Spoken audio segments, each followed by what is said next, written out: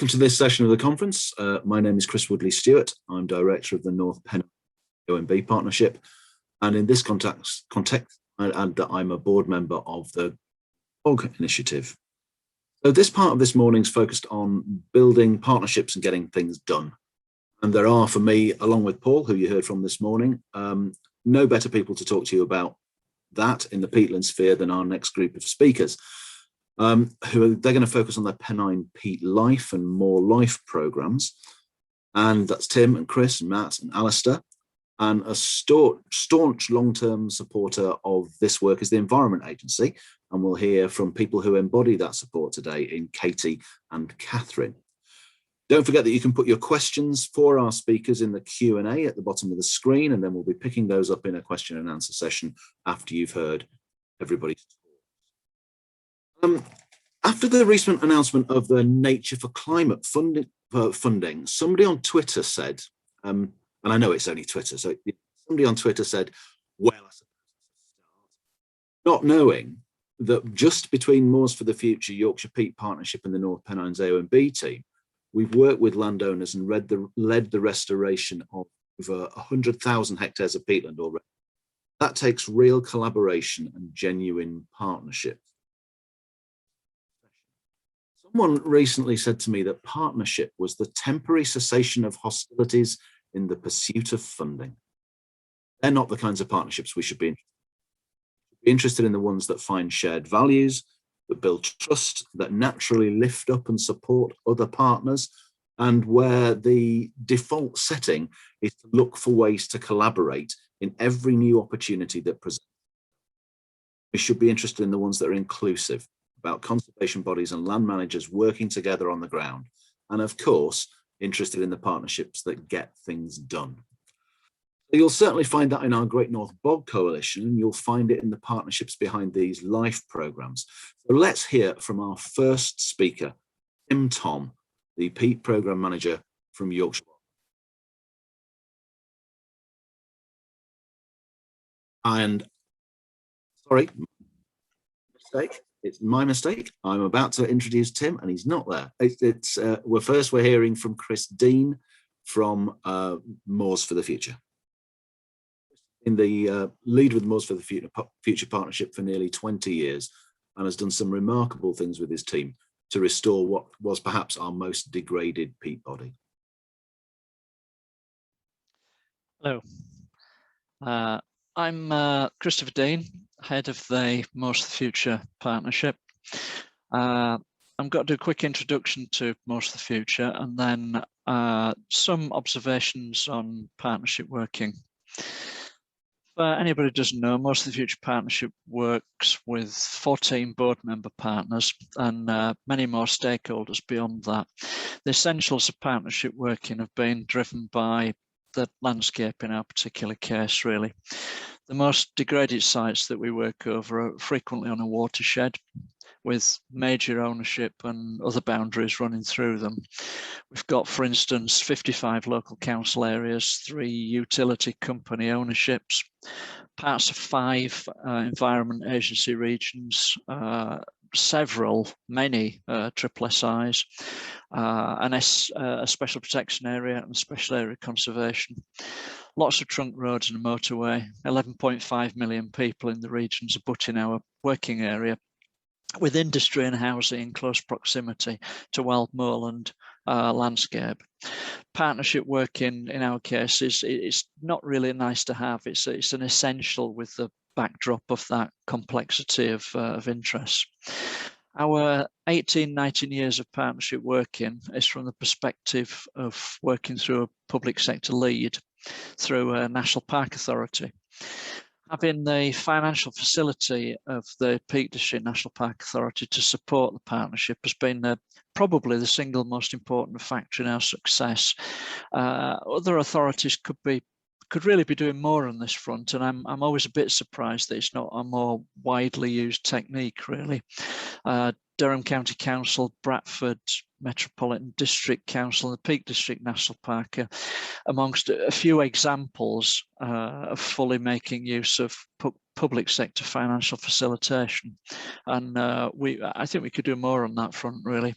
A quick summary of what has been achieved is that we've raised 45 million over the last 19 years, turning the most degraded blanket bog landscape in Europe into a path of recovery, onto a path of recovery. This is continuing to require very big ambition. We have delivered close to £5 million worth of work in the last delivery season, and we will be doing a similar amount in the delivery season that's just about to start, really. And in context, we are regularly now delivering the equivalent each delivery season of the whole 5-year budget of our original landscape partnership scheme. So observations and learning from that 19 years, really. From the start, we've worked as a partnership, putting focus into this subject by bringing people together just for that purpose has added ambition and pace, which has been necessary. It wouldn't be possible for any single organisation to have operated with that ambition of pace, I don't think. When large scale is accepted as normality, a partnership becomes very high achieving. So my advice is to go big right at the start and create it as a normality. It's certainly worked for us, really. We need to have more awareness, however, as to whether being in a partnership is the best way forward to achieve something. We generally, as a community, assume that it is, but we don't really make much of an assessment as to whether that's the best way to work. Working in partnerships is difficult, it's time consuming. Unless there's a purpose and a need for partnership working, then really don't do it. It's not the easiest route on a lot of occasions, really. There is a relationship with capital work in my experience and partnership working. It's generally better to take capital project work out of largely revenue-based organisations and run it through a partnership with a tightly run project and programme management focus. Operations-focused work tends to focus on business as usual, maintenance and management, and corporate requirements, and that sort of approach clogs up project delivery, and partnership working tends to break through that. We also need to have an awareness, and we certainly didn't have that at the start, of who needs to be a partner. It was almost a party that everybody was invited to. We ended up in the early days of a board with 42 people sat on it, which is obviously inoperable, really. It's very easy to invite people to join a partnership. It's not very easy to ask people to leave or tell people that they're not required anymore. So it requires quite a bit of thought, really, on that front. So what's the best model to capture the opportunities that exist and position the partnership to be effective and efficient in meeting partners' objectives? We need to keep asking that question, and also keep asking what's possible and what's now broken and what needs replacing. We don't really do enough of that in existing partnership arrangements, largely because it's quite uncomfortable. We need to do more of it, really. Private practice has got a better understanding of working in partnership. They tend to enter into formal joint venture agreements, sharing profit and loss. We generally don't do that until we have an actual delivery contract in place to deliver between partners. So what are the big things that we need to sort out next in the world of peat, which are best done in partnership? And this is an opinionated list from me, obviously. Others will have other ideas, really. We need a better model, I think, for partnership working. That's number one. It's essential that we have a better model which doesn't either leave the lead partner doing everything or leave the lead partner claiming everything. We need a model which allows partnerships not to be restricted by the lead partner legal entity, or the lead partner being encumbered by a difficult fit which they have to adopt, especially when they're public sector lead partnerships. We've got some thought to do around that, because that sometimes hampers our progress. Secondly, we need to consolidate the partnerships we have. We've got some really good partnerships, but they're all struggling to keep working, especially when they're not new shiny things. You can get money to do new things. It's very difficult to get money to do what is regarded as business as usual partnership work later on in the lives of these partnerships. And we need to fund business development better. The most fundamentally important thing partnership working has done and is really successful at is in developing business. It's the one thing which no one, however, wants to pay for. Most of the future partnership is almost entirely project funded now, and it's not until a deal is on the table and signed up to that we have any resources coming in. We could develop so much more business, but we presently have to do it in the margins of project delivery. So it's limited to what we have to do to survive. We've just submitted, for instance, a bid to the Discovery grant scheme, which has entirely been written in the margins of other work. It's cost in excess of 35,000 in staff time, but has no budget to pay for it. Fourthly, lastly, we need to work up a short job list of the really big things we need to do together between all the partnerships that exist at the moment. That's a short list of big things, not a big list of everything. We tend to be very fond of detail, and it's difficult for us to write short lists, really. The Great North Bog mechanism provides a good platform for this across the upland peat in the north of England, but again, this needs a resource to fund those strategic items. Otherwise, we're left again doing it in the margins of the day job. There are some obvious things we should add to this partnership strategic delivery job list.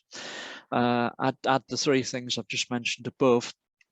And as a priority, design a protocol for natural capital business development, which we would all agree to.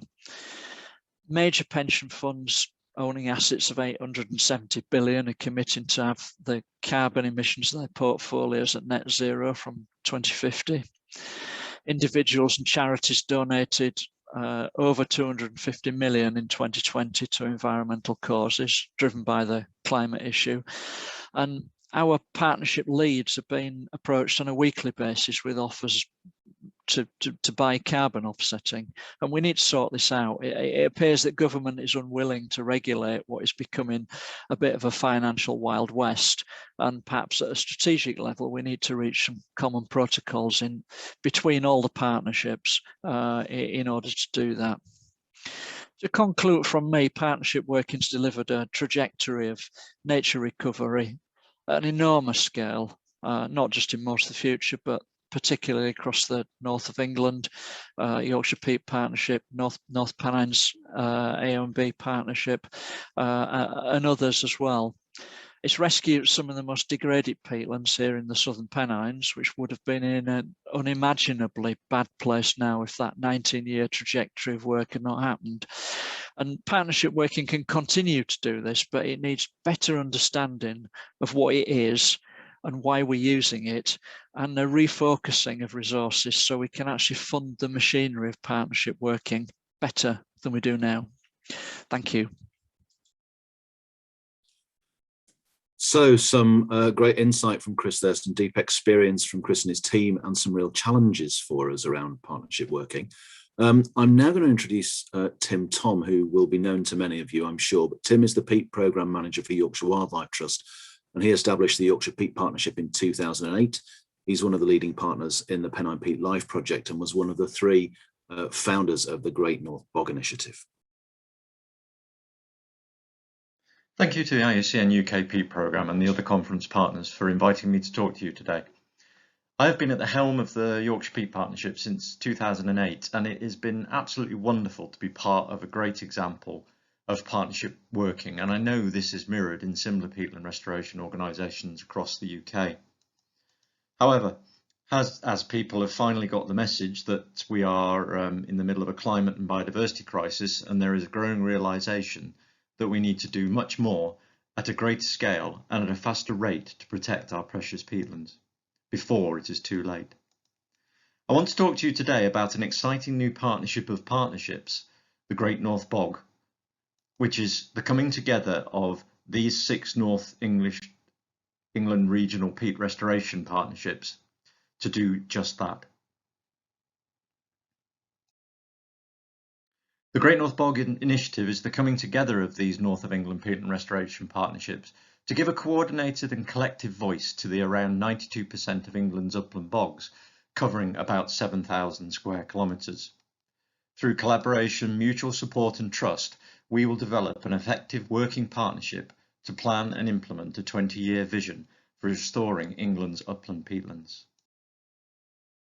A huge effort is already underway across England's upland peatlands, and the 6 regional partnerships have already achieved a huge amount. But as this slide shows, we still have a long way to go, and we know time is running out. A step change in the amount and rate of peatland restoration is needed, and that is why we have established the Great North Bog Initiative. The Great North Bog Initiative is deliberately ambitious in the scale of what it wants to achieve, and this will come at a cost. But compared with other climate change mitigation measures, £200 million seems like a small price to pay for a potentially huge carbon emissions reduction, not to mention the other ecosystem services benefits to water quality, flood risk reduction, and the biodiversity benefits of restoring such a large area of internationally important habitat. So I thought I would share a few thoughts on why the Great North Bog idea came about and how you actually get an ambition of this scale off the ground. Where does it all begin? Well, in this case, it began at a meeting in York between me, Chris Dean from Moors for the Future, and Paul Ledbetter from the North Pennines AONB, and, inevitably, being Northern England, involved a pint in the pub. The 3 of us have been at the forefront of developing peatland restoration in our neighbouring patches for more years than we would like to admit, and our relationships have been at their best when we've exchanged knowledge, ideas, and coordinated our activity, and we've done a fair bit of this. However, the nature of UK conservation funding has often meant that we've had to engage in what, at times, I would say has been unhealthy levels of competitive behaviour to secure our own positions and fund the work in our own patches. We had good reasons for doing this, and we had peatlands that were our best interest. But at our meeting in York, we agreed that we were too tired to do this anymore, and there had to be a better way. Chris pitched a new collaborative vision of the Great North Bog idea to us, and we were underway. At its earliest stage, we knew that we needed DEFRA and its agencies on board, and managed, in the time before COVID, to get an audience in London, and in what was one of the most positive meetings I have been to. The Great North Bog idea was extremely well received, and we were asked to cost up a development phase, which, after a few delays, we are now implementing. In an ideal world, the next few steps would have followed on from each other, but as usual, deadlines are tight and the amount of funding and staff time for this development phase is small. So, this has not always been smooth, and some things have had to be done in parallel, often before we have had full buy-in. This is the nature of partnership working, and combined with a grand scale ambition. Of course, we were pitching an idea that went well beyond our borders, and we needed to get the other regional partnerships on board.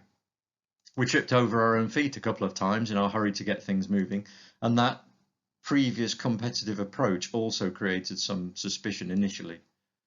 But after some wonderfully open meetings and individual conversations, we established the governance structures to enable all the partnerships to have an equal say in how the Great North Bog was going to develop. Partnership work, particularly where there are already established partners, is not always easy, but it is essential and needs willing partners to make it work. We have those in the Great North Bog. With the publication of the England Peat Action Plan that specifically has the Great North Bog as a key part of it, we also now have the political buy-in from government to make this happen.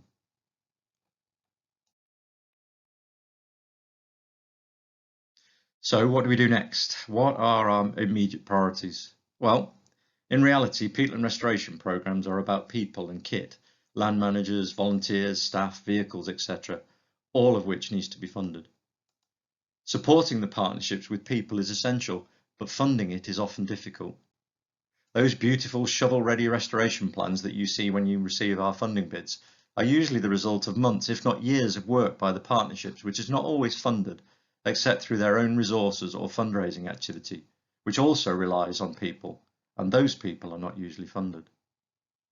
There's no getting away from the fact that peatland restoration happens in the UK because some very dedicated people are willing to put in some very long hours outside their normal day jobs to write funding bids. There are a lot of tired people out there. We hope the coordinated effort of the Great North Bog Partnership may help to improve this position. Although, as an aside, can I make a plea, as a very tired fundraiser, to funders to make the process of applying for your funds a little simpler. We will then have time to do more restoration if you do.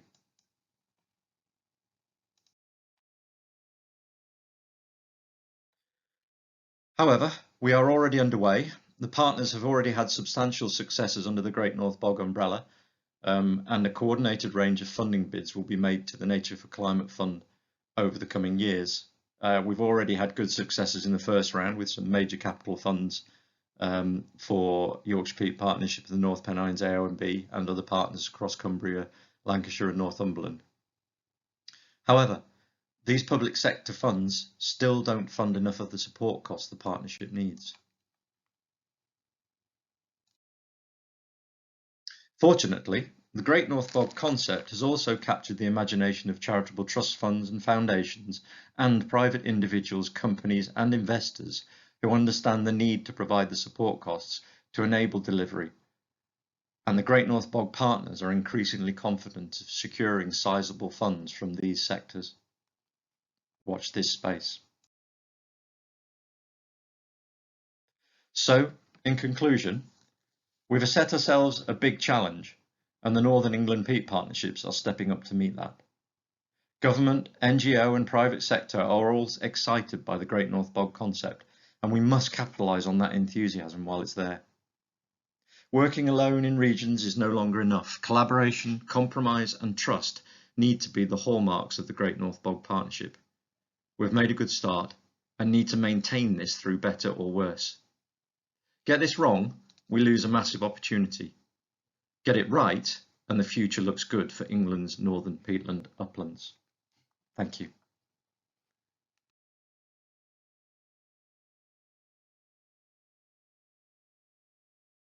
Oh, thanks to Tim for that.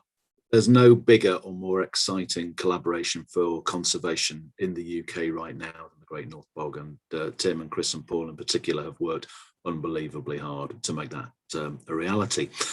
There are no questions yet in the Q&A. I can't believe there are no questions after what we've heard so far. There are no questions in the Q&A, so the function is at the bottom of your screen there. Please, if you could add your questions there for the Q&A session at the end of our presentations.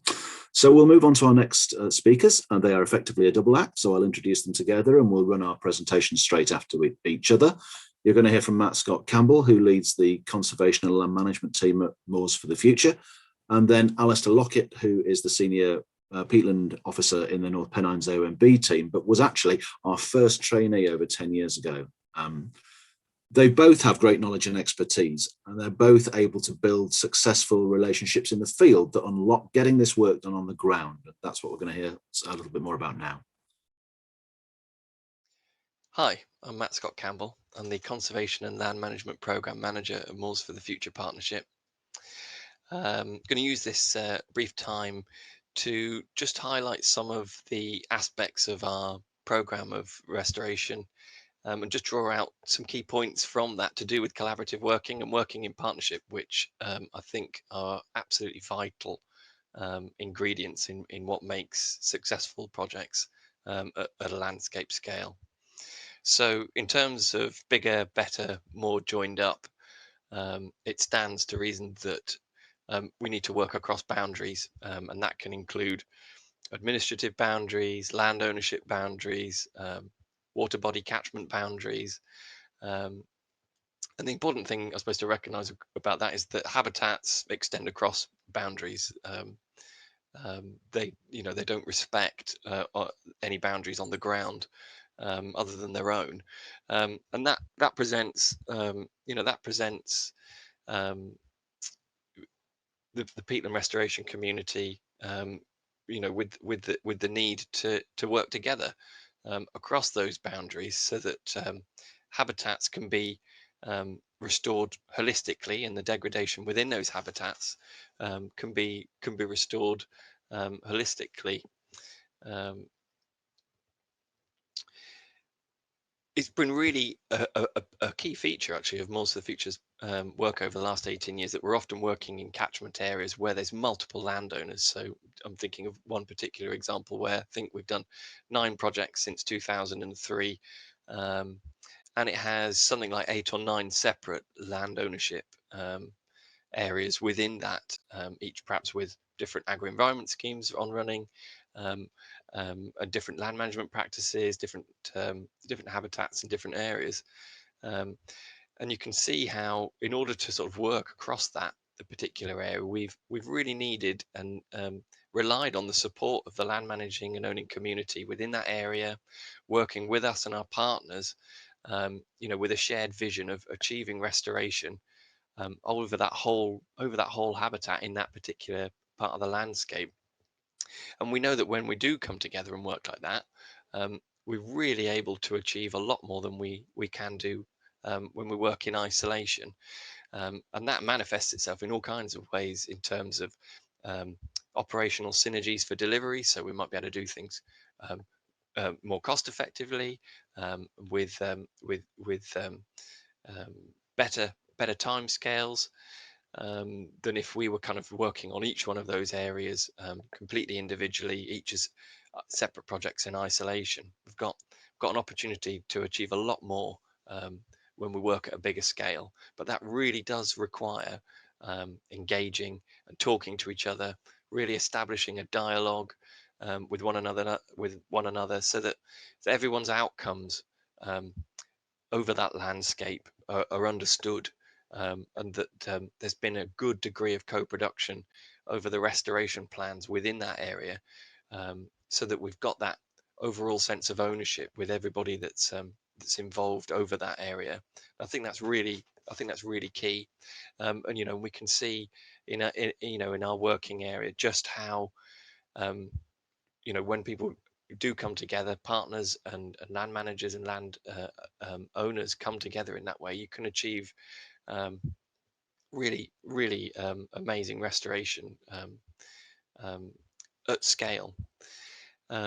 Looking to the future, I think we need to really keep that going. So I would commend making time for dialogue, making time for engagement with all the people that will be relevant to restoration over a particular area. I think that's absolutely key. I think we all projects need to make time to do that, so that project can fundamentally achieve at the biggest scale possible. And I think that's really important in terms of addressing the climate emergency, in terms of working at pace and at working at scale, and doing that ever increasingly, so that we can continue to address the degradation that remains in our peatlands.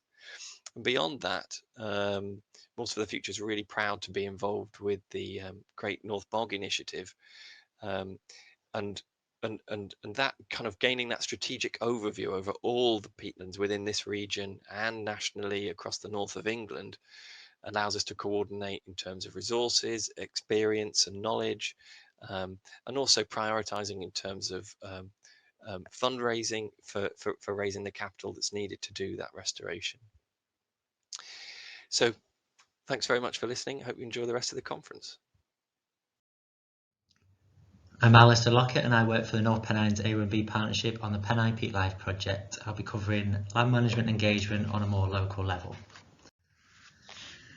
So anyone who works with land management will know it's really hard to get a decent picture. So this is an archive photo, but I just wanted to go through who are our land managers. So for us, that is landowners, agents, keepers and farmers. There will be other ones as well, but those are the 4 main ones.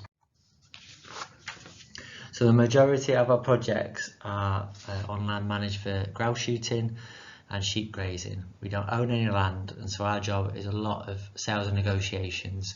So this is our best negotiation phase, and sometimes it works and sometimes it doesn't. So we found through the Pennine PeatLIFE project that demonstration events are really good, showing previous restored sites have been really kind of a powerful tool to show both the keepers and the farmers of what's possible. It's really key to have really good, consistent communications between yourself and land managers, designing projects with land managers, so working out how they use the land and designing the project so that we get the work fulfills our aims and their aims, and also managing expectations. And then probably quite important is tackling issues head on. So, you know, any issues arise from the restoration, it's really good and important to tackle them head on. So with time being short, I just wanted to give a good example of change perceptions with a keeper who, before the project, has previously banned field staff from his land due to grip blocking disagreements. And then he was kind of forced to do grip blocking work through an agro-environment scheme. And then we started talking to him about bare peat, and he was very reluctant, and he was kind of saying, no, the land's too wet, you can't get machines in, the work, it won't work. It's been bare peat for as long as I can remember. But there was a mishap with his with the landowner, so he was made to reluctantly sign up to it, and it went from he always changed his mind. It went from, no, you're not cutting anything on my land. He was very sceptical of the work, and then the more we worked with him and developed and listened, he changed his tune and allowed us to cut all of the brash, and then now after, so this is before and after picture of his site, so it's been really successful, the work. He really sees the benefit of the bare peat restoration, and now I saw him a few weeks ago, and he was kind of talking to me about extra bare peat work. There's areas on the fell that he'd like to show me, and whether we can set up a meeting. So yeah, really positive, and such a change from the start of the project. It's really good and to kind of a good story to bring people along with, really. So further developments. So currently, with the reduction of BPS over the next few years, we've seen a change in land managers, you know, who are really seeing that big changes are coming and realising that. So we're trying to work with them to look at new financing, potentially through the Peatland Code, or in ways where they are restoring their own peatlands and gaining kind of a financial benefit from that, from them actually doing the work themselves, or providing materials, etc. We're also trying to engage them in monitoring their own peatlands, so you know, simple fixed point photography with what 3 words. Both of those techniques will be, you know, it will bring the land managers along the journey with us, which is really important, and it will set the scene for further work when they kind of realise how important the peatlands are, not just for grouse and sheep, but for the whole environment and climate too. And that's me. Thank you very much.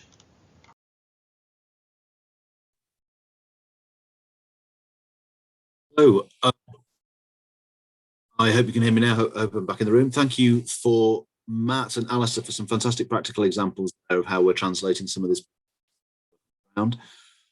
This work all happens with the support of a range beyond the core delivery partnerships, companies, Natural England, and crucially, and for many years, the Environment Agency.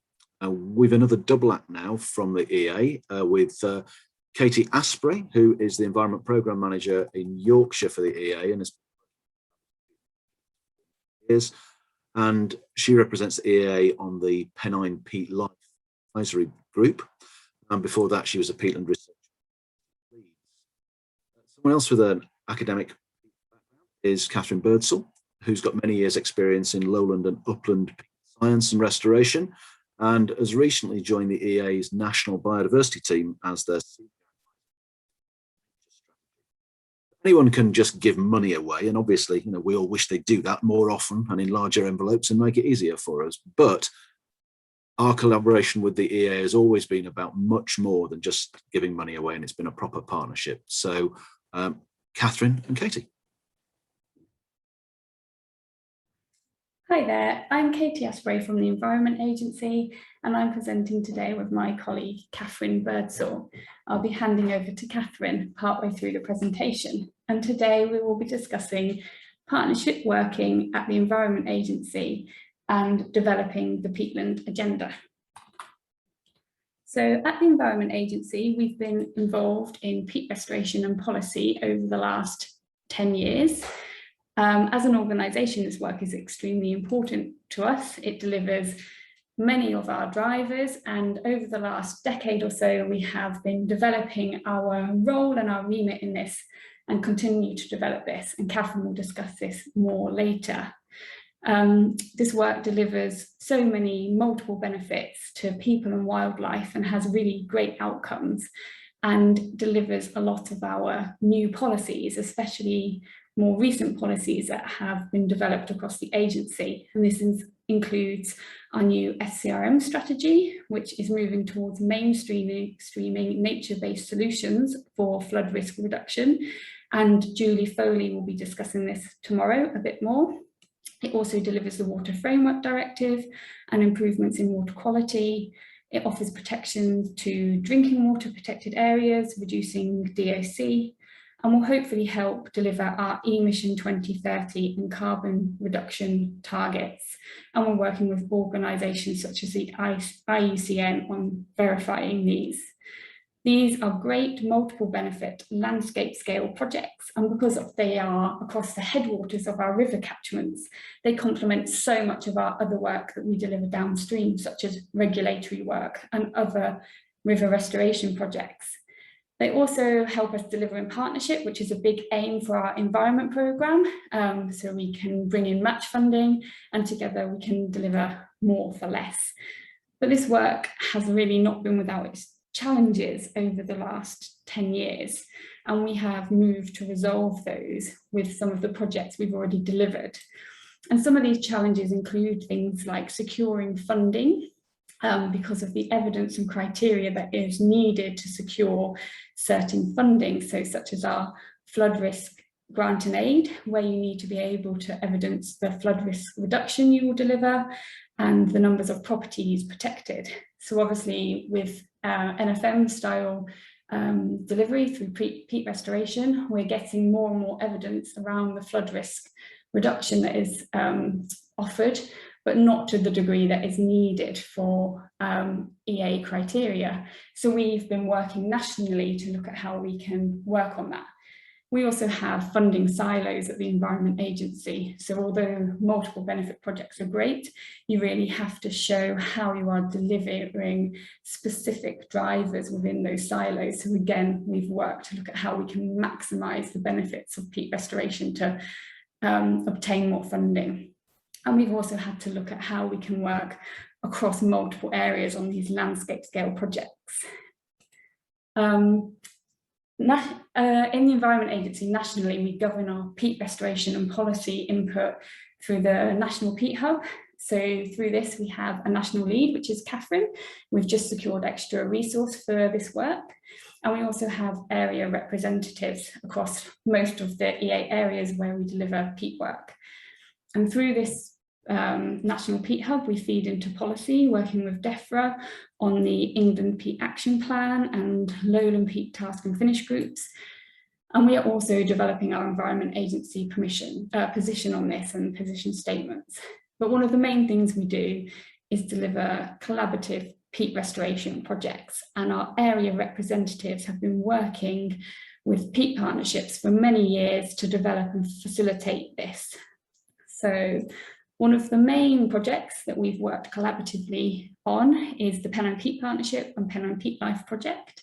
So we've been involved in this for over 10 years now. Initially, it was a group of stakeholders together delivering year-on-year restoration, and we provided funding along with water companies. But the hard work of the partners led to the successful EU Life bid and a longer-term 5-year project.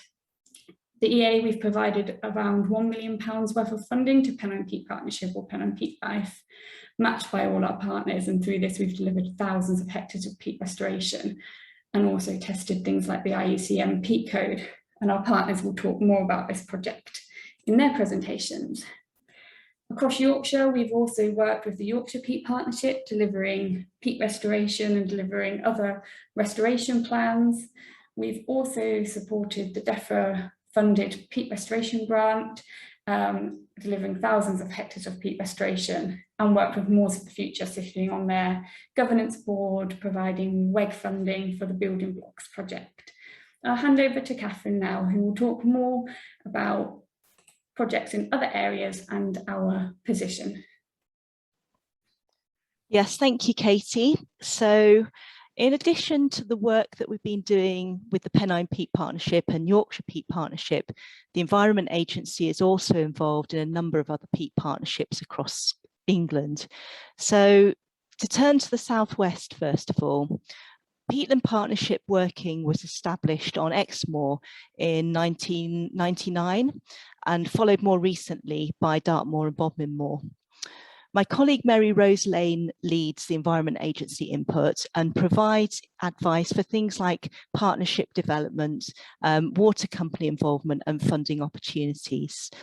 So you can see on the slide here in the circles some of the partnership successes which are related to peatland restoration completed and funded, it's so expected. And the fact that reports have been published on monitoring and a science and evidence base produced. And also it highlights the successful collaboration with a natural flood management project on Dartmoor. So the EA's input has been important in keeping the focus on eco-hydrological restoration from an early stage. And this approach has led very much to the development of multiple benefits that are now totally integrated into the project's delivery. So Mary Rose can give more information if you need that. Next slide, please.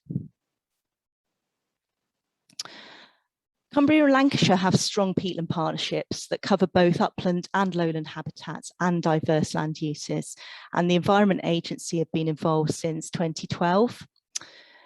In addition to our support for partnership development and project development and funding, the area teams provided technical input to the development of 3 scoping studies, which have included natural flood management and economic futures in agricultural lowlands. And our colleague Alison Morley can provide more information if you need some more for those areas. Next. The Northumberland Peat Partnership is one that I've been closely involved with recently, and it's a very new partnership. Peatland restoration in parts of Northumberland, for example, the North Pennines AONB and the Border Myres, was already well established, but large areas of the upland and lowland peatland resource in the northern and eastern parts of the county were less well understood. So it was agreed that the organisations working in the area needed better collaboration, and also an extensive peatland extent and condition mapping and prioritisation exercise was thought to be beneficial. So the agency supported capacity building within partner organisations through advice and through WEEF funding, and provided access to restoration grants. And this has led to the establishment of the Northumberland Peat Partnership in the summer of 2020.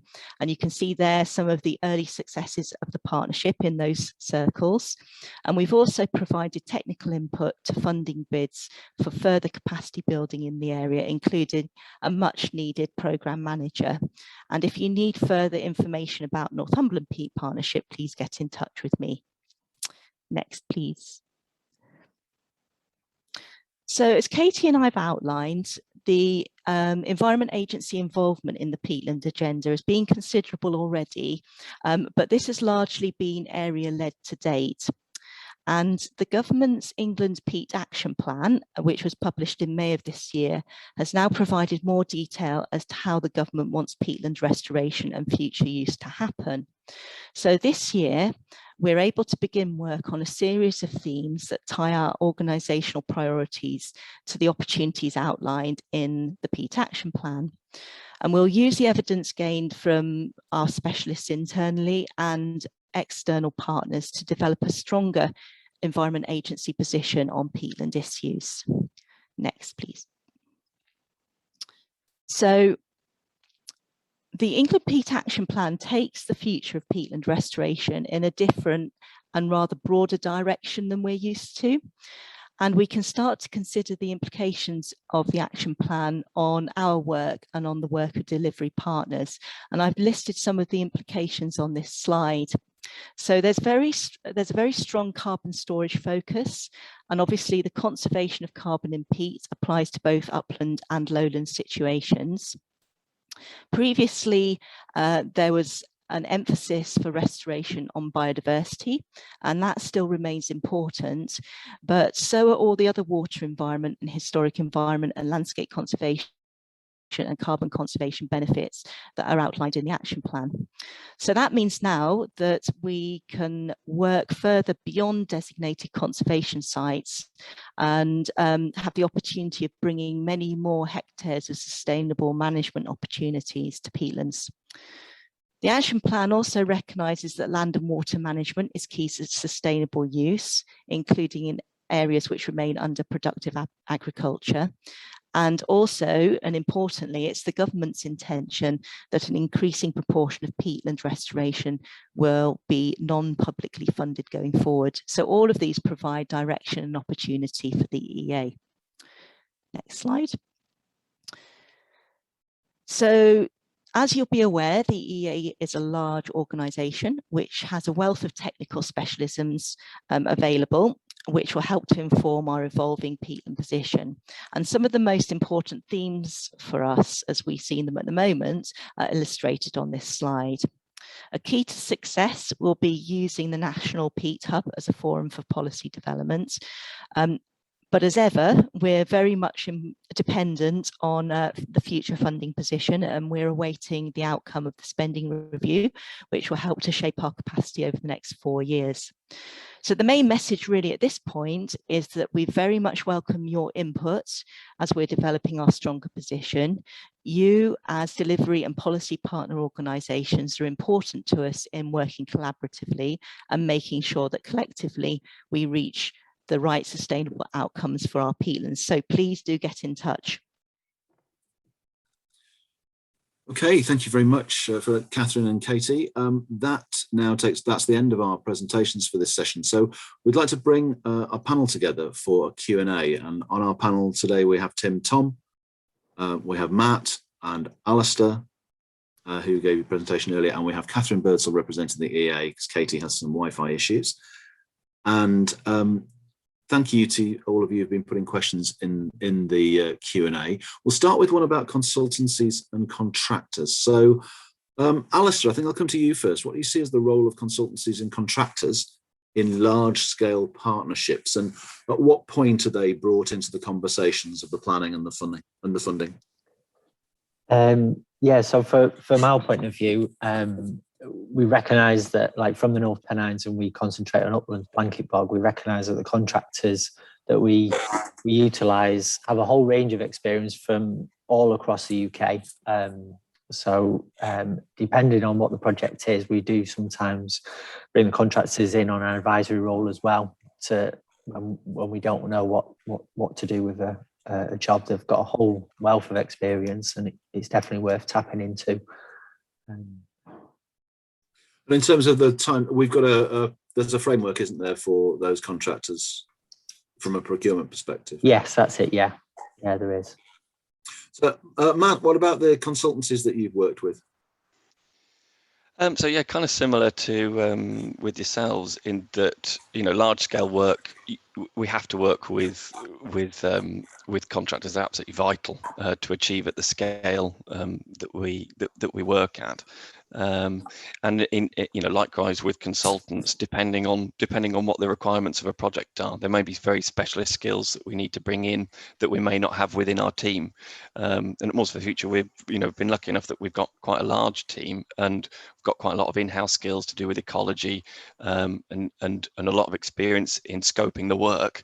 But it's a really good point that Alistair makes, that often a good place to kind of involve consultants and contractors, particularly if they have those specialist skills, is like in an early stage during the restoration design phases, when you're actually thinking about what it is that's possible. Because often, often specialist contractors will have a piece of new equipment, for example, that you've never heard of, but it can do something faster, quicker, better, more sensitively. Getting that consultation at an early stage in designing a project helps you to work effectively, basically. But then sort of taking the next step on from that, typically where Moors for the Future bring consultants and contractors in is sort of in line with our governance and standing orders and our procurement policies. So often we will be working through a grant route. In applying for that, we will be the legal entity applying for it through our lead partner at the Peat National Park Authority.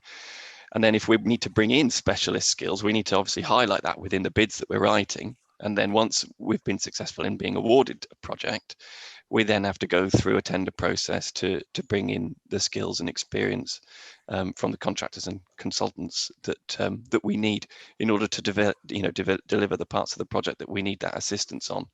And it's really specialised work. And the upland peatland contractor community have a wealth of experience. They do some excellent work across all of our working areas, without which none of this can happen.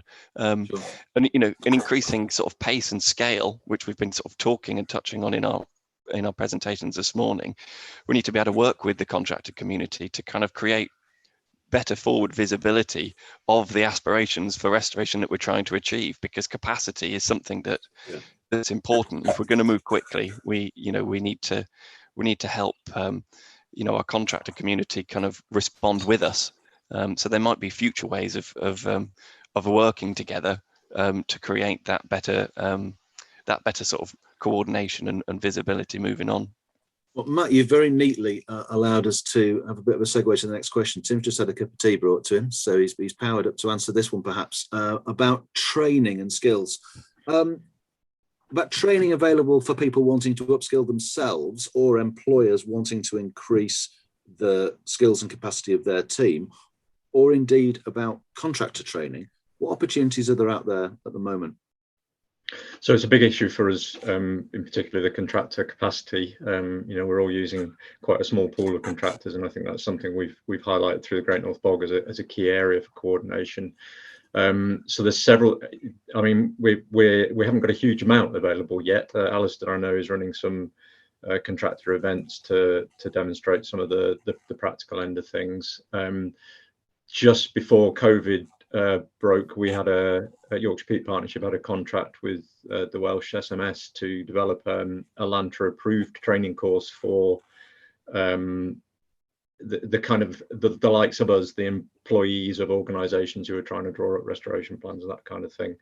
So that's been registered. We've developed it. Unfortunately, COVID prevented us from running the first sessions with the Welsh team, but there's certainly, after the last conference, there's a huge demand coming through to us for those courses, and we're hoping that as COVID lifts, we'll start being able to work out how to resource that and roll it out to other organisations. In terms of the Great North Bog, one of the parts of our current bids is to actually employ a training manager and officer. We'll host them at Yorkshire Peat Partnership on behalf of Great North Bog to really build that up. So run that LANTRA course, do some more contractor events of the kind of things that Alistair's doing, and also start getting a much broader base of skills in the peat sector across the piece and start looking at potential for developing apprenticeships that are very specifically about peatland restoration at different levels. So we're on it. We're not quite there yet. All projects I know across the UK do the odd bit of workshop and event for people to come along to, but this will be the first time we've really coordinated it under the Great North Bog banner. So lots of opportunity, and there are, as you say, opportunities to capitalise on now with coming together, but actually taking the opportunity to formalise it through the GMB, raise the money to make it happen. There's a great opportunity for that. We hope that answers the questioner's point. We've got time for a couple more. So, Catherine, I'm going to drop this one on you. I know it's a long time since you were an academic researcher, but maybe to start with, Catherine, what roles can academic researchers play in partnership working to benefit projects? Not just the sort of the raw research, but how can they engage in the partnerships? Yeah, thank you very much, Chris. So I suppose it's worth saying, start off with, that the Environment Agency is obviously an evidence-based organisation. So we're really interested in making sure that we engage researchers at all different levels, both with partnership working, but also within the organisation. And as I mentioned in my presentation, we do commission research to that end. I think really when it comes to involving academic researchers, we need to be mindful of the fact that academic research often works at a different timescale to the delivery of projects on the ground. So we need to kind of talk in a slightly different language in order to make sure that those researchers are engaged, so that we can meet the ends of the project that we actually need the research to address. And so I think that's where sometimes it can be a little bit more tricky to engage at the appropriate time. And some of my colleagues who have actually been doing that on the ground more recently will be able to come in with that. So I think really it's a question of making sure that we know what partnerships themselves know what they want to ask, what those questions are that they need addressing, and then start to talk to the academic researchers about exactly how that can be pulled in. So I don't know if anyone else wants to pick that up. Yeah, Tim, I mean, it sounds like some sort of research framework that would be really handy so that everybody knows what's required in the field. Tim, you want to come in? Yeah, so I mean, it's a very difficult one. I mean, we have a lot of research partnerships going. I come from a research background, so I'm always keen to try and get as much of that going as possible. I think for me, the frustration is we still can't co-design our projects alongside the research community, and we've just tried to do that. We got Manchester Uni involved in our Nature for Climate Fund bid. Having read the criteria, we felt there was a definite opening there for the research community to come in, not only to help us with our monitoring, but also to deal with some of the applied questions. And we put that in, and naturally we're interested, but I think the distinction between applied research and monitoring, there's a big overlap there. I think we need to find some way of getting over that. And disappointingly, we've cut some very important pieces of applied research that would have improved the way we do peatland restoration in future out of that Nature for Climate Fund bid. So the rules prevent us from doing it quite often. And I think perhaps if we can get around the rules somehow so that we can co-design together, I think would be much more productive. And working with Manchester Uni, they put a lot of work into the bid, and really they've been left with a relatively small amount of monitoring work and lost pretty much what they were involved with. So I think, I don't want to be critical, but it's about integrating our funding to help us integrate with the academic researchers as well. Thank you very much. I don't know whether Alistair or Matt had anything to add to that, or we might have time for just one more brief question. If not, Matt, do you want us to help with that? Yeah, I'll just add to that. I think Tim raises a really important point that I think everyone recognises the value of applied research, and we want to be doing evidence-based conservation based on good science, and you know, if we're sort of all predominantly project funded, we need projects that facilitate that, because, you know, we've got an evidence base. It's growing all the time. We need to continually grow it as part of our project working, so that we can, you know, we can adapt, we can adjust, we can tweak, we can improve as we go along. I think that's a really important part of making sure we're doing the right restoration, and we're really growing it. So yeah, I would second that. Let's see how we can, you know, by design through funding streams, you know, how can we integrate that better? Well, thanks very much. I'll have to stop us there because we've overrun this morning with the length of the films that we had. But I'd like to thank all our speakers in this morning's session, and to you for listening and asking questions. I know we could have gone on for longer in the Q&A. There'll now be a short comfort break, and when we come back, Peter Jones from Natural Resources Wales will be chairing to guide you through a session entitled Peatland Restoration in Action. Thanks very much for being here this morning.